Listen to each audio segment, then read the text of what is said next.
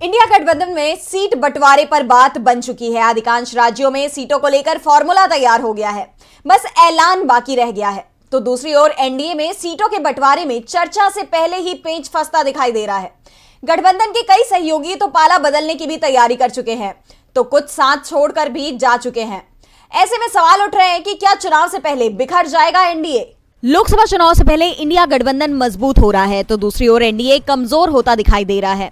हाल ही में कई पार्टियां एनडीए छोड़ चुकी हैं। हरियाणा, तमिलनाडु, पंजाब, बिहार, मणिपुर, मेघालय सहित तमाम राज्यों में बीजेपी के गठबंधन सहयोगी या तो उसका साथ छोड़ चुके हैं या फिर छोड़ने की तैयारी कर रहे हैं।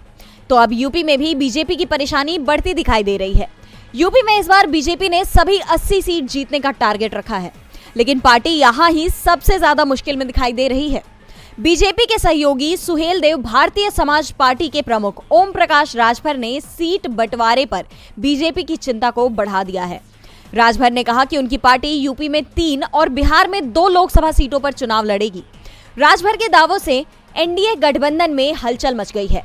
सिर्फ यूपी ही नहीं, राजभर ने बिहार में भी अपने उम्मीदवार उतारने की तैयारी कर ली है।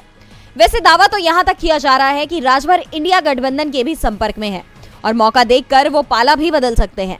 दरअसल राजभर जब एनडीए में शामिल हुए तो उन्हें योगी सरकार में मंत्री बनाने का भरोसा दिया गया था, लेकिन बीजेपी ने अपना वादा नहीं निभाया और अब ये संकेत भी मिल रहे हैं कि सीट बंटवारे पर भी बीजेपी राजभर की मांग नहीं सुन रही है, जिसके बाद कहा जा रहा है कि राजभर पाला बदल सकते हैं।